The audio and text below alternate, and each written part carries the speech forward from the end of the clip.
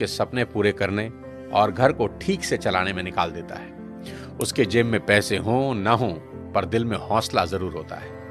खुद के लिए 500 रुपए का जूता भी नहीं खरीदेगा, पर औलाद की खुशी के लिए 5000 का जूता भी उसके पैरों में पहना देगा। माँ 9 महीने बच्चों को कोख में रखकर सींचती है, पिता तमाम उम्र उसकी परवरिश खुशी खुशी करता है। आज देश भर के नौजवानों को मैं एक बात बता देना चाहता हूँ कि जिनके औलाद नहीं होती ना, वो न जाने कितने व्रत, कितने यत्न, क्या क्या जतन करते हैं। न जाने कौन कौन सी चौखट पर अपना माथा रगड़ते हैं, दर दर की ठोकरें खाते हैं, और जिस पल उनकी गोद में कोई नन्हा फरिश्ता आता है ना, वो माँ बाप उसी पल से उसकी सारी जिंदगी की चिंताओं को अपने सर ले लेते हैं। शादी ब्याह, पढ़ाई लिखाई, सबकी फिक्र उसी पल से होने लगती है। माँ बाप थोड़ा थोड़ा पैसा बचा के बेटियों के लिए एक एक गहना बनाना शुरू करते हैं ताकि उसकी शादी में काम आ सके। एक बाप अपने जीवन भर के प्रोविडेंट फंड का तमाम पैसा एक झटके में हंसते हंसते अपने बच्चों को दे देता है। माँ बाप बच्चों के लिए किसी भी हद तक जाने को तैयार रहते हैं। मैं खुद 2 प्यारी सी बच्चियों का पिता हूँ, और यकीन मानिए, अगर कोई मुझे गारंटी दे कि किसी पहाड़ पर चढ़ने से मेरी बेटियों का फ्यूचर सेफ होगा, तो मैं बिना देर किए नंगे पांव उस पहाड़ पर चढ़ना शुरू कर दूंगा। और मेरी ही तरह दुनिया के हर माँ बाप अपने बच्चों के लिए ऐसा ही करेंगे। माँ बाप चाहे कितने ही सक्सेसफुल हों, दुनिया में किसी भी लेवल पर हों, पर जब बात अपने बच्चों की आती है तो आप सिर्फ एक साधारण माता पिता होकर रह जाते हैं। शाहरुख खान कितने ही बड़े बादशाह हैं, दुनिया उनकी सिर्फ एक झलक पाने को बेताब है। उनकी फिल्मों का बॉक्स ऑफिस कलेक्शन करोड़ों रुपए का है। वो जिस रोड से गुजर जाएं, सड़कें जाम हो जाती हैं। उनकी सिर्फ एक झलक पाने को उनके घर मन्नत के आगे लोगों का सैलाब लगा रहता है। ऐसा स्टारडम किसी किसी विरले को नसीब होता है, पर जब नारकोटिक्स डिपार्टमेंट उनके बेटे को अरेस्ट करता है तो वही सुपरस्टार शाहरुख खान तमाम रिसोर्सेज होते हुए भी समीर वानखेड़े के सामने हाथ जोड़े नजर आते हैं। उनके फोन की चैट लीक हुई, जिसमें वो बहुत भावुक होकर समीर वानखेड़े से रिक्वेस्ट कर रहे हैं कि आप मेरे बेटे को छोड़ दें। दुनिया का सबसे बड़ा सुपरस्टार, जिसे दुनिया झुका ना सकी, औलाद के 2 आंसुओं ने उसे तोड़ कर रख दिया। पिता होना इतना मुश्किल है। राजा दशरथ बहुत पराक्रमी राजा थे। उनके पराक्रम का डंका तीनों लोकों में बजता था। जब देव और दानवों के बीच युद्ध हुआ तो खुद भगवान इंद्र राजा दशरथ से मदद मांगने आए। दानवों की सेना जिस राजा दशरथ के नाम से कांपती थी, उन्हीं राजा दशरथ ने अपने पुत्र राम के बिछड़ते ही अपने प्राण त्याग दिए। इतने पराक्रमी राजा भी पुत्र मोह से ऊपर ना उठ सके। पिता होना इतना मुश्किल होता है। महाराजा दशरथ हो या शाहरुख खान और ना जाने कितने ही लोग, पूरी दुनिया के सामने कुछ और होते हैं, पर बात जब अपनी औलाद की आती है तो सबकी पर्सनैलिटी के अलग एंगल देखने को मिलते हैं। माँ बाप होना इतना मुश्किल है। सिर्फ पिता ही नहीं, माँ का कर्ज तो मरकर भी नहीं उतारा जा सकता। बच्चे का मलमूत्र माँ बाप के अलावा कौन साफ कर सकता है, और ऐसा वो खुशी खुशी करते हैं। इसलिए शायद भगवान ने माँ बाप की पूजा खुद से भी पहले बताई है। बच्चा बीमार होता है तो नींद माँ को नहीं आती। माँ बड़ी अद्भुत है। वो बच्चे के रोने के अंदाज से समझ आती है कि भूखा है या पेट में दर्द हो रहा है, क्योंकि बोल के तो बच्चा समझा नहीं सकता। प्रसव पीड़ा इस दुनिया के सबसे बड़े दर्द में है, जिसे हर माँ खुशी खुशी सहन करती है ताकि एक नवीन जीवन धरा पर आ सके। कहते हैं कि 20 हड्डियों के एक साथ टूटने के बराबर जितना दर्द होता है ना, उतना ही दर्द एक माँ को होता है एक बच्चे को जन्म देते हुए।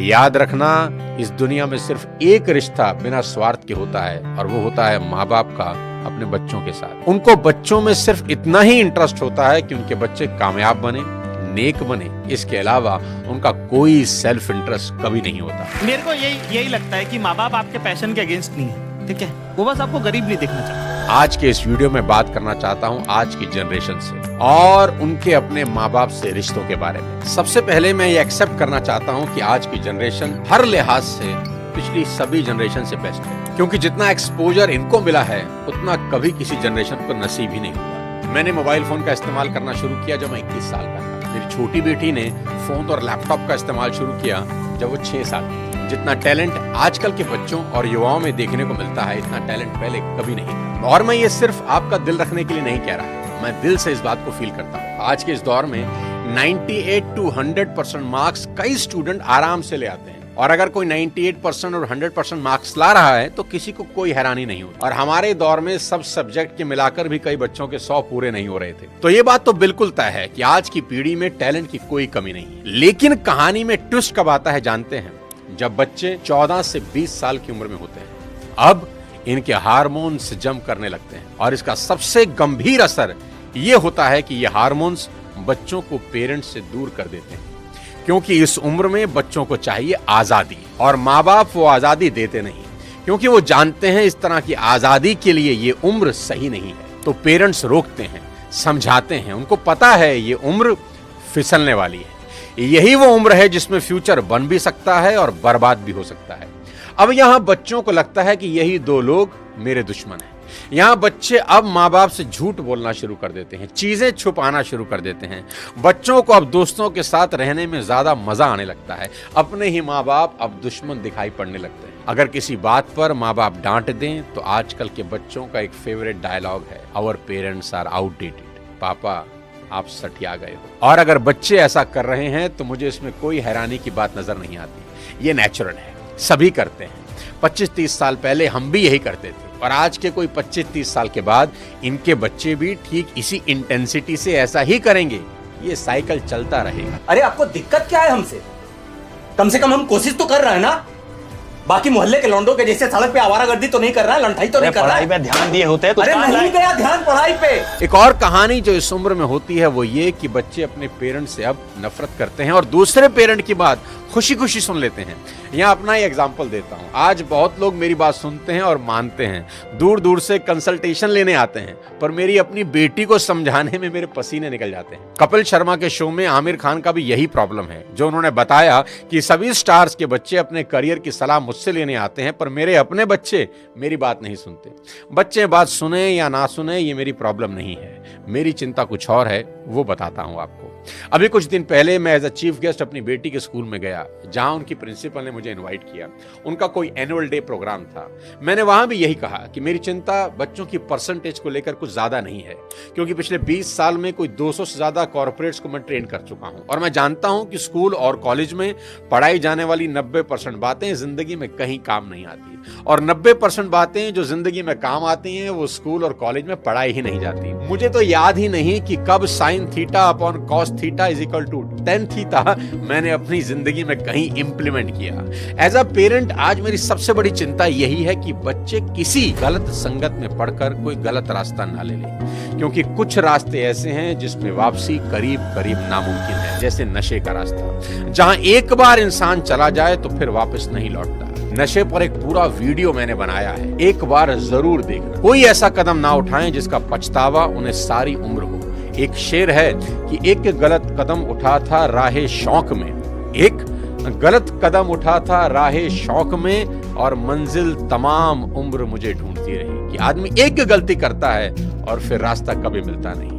और मेरी तो सभी स्कूल टीचर से बस इतनी ही उम्मीद है और गुजारिश है कि वो बच्चों को एक अच्छा इंसान बना दे, क्योंकि टीचर आज जो पढ़ाने वाले हैं उससे ज्यादा ज्ञान तो गूगल पर एक क्लिक में अवेलेबल है। आज टीचर की रिस्पॉन्सिबिलिटी पहले से कहीं ज्यादा है। वो अपने स्टूडेंट्स को मॉरल वैल्यू सिखा दें, बस देश के लिए कुछ करने का जज्बा उनमें भर दें तो सोने पर सुहागा हो जाए। और अगर माँ बाप के प्रति ग्रेटिट्यूड की भावना उनके अंदर आ जाए तो वो कुछ ना कुछ जिंदगी में कर ही लेंगे। टीचर इंश्योर करें कि बच्चे कुछ भी छुपाएं नहीं और अपनी सभी छोटी बड़ी बातें अपने टीचर से या पेरेंट से डिस्कस जरूर करें। उन्हें समझाएं कि अगर कोई भी प्रॉब्लम है तो उसका हल जरूर है।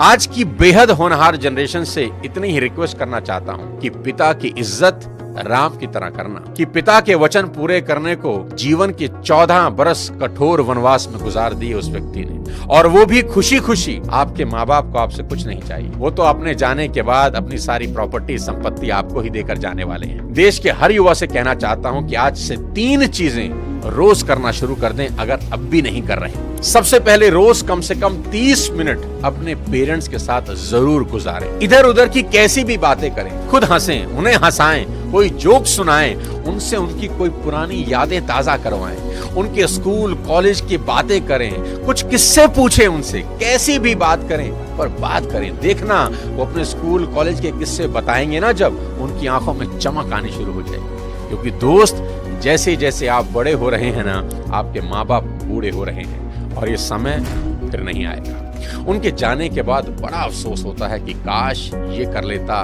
वो कर लेता। उनका कर्ज सारी जिंदगी नहीं उतार सकते, पर अपना समय उनको देकर उस कर्ज का इंटरेस्ट जरूर भर सकते हैं। मुनव्वर राणा का एक शेर है कि लौट कर जैसे भी हो ऐ जाने पिदर आ जाना, लौट कर जैसे भी हो ऐ जाने पिदर आ जाना, ऐसी वैसी जो खबर सुनना तो घर आ जाना, और वक्त रुखसत हमें इज्जत से सलामी देने, जब डुबोने लगे दरिया तो नजर आ जाना। आस पास ही रहना अपने माँ बाप।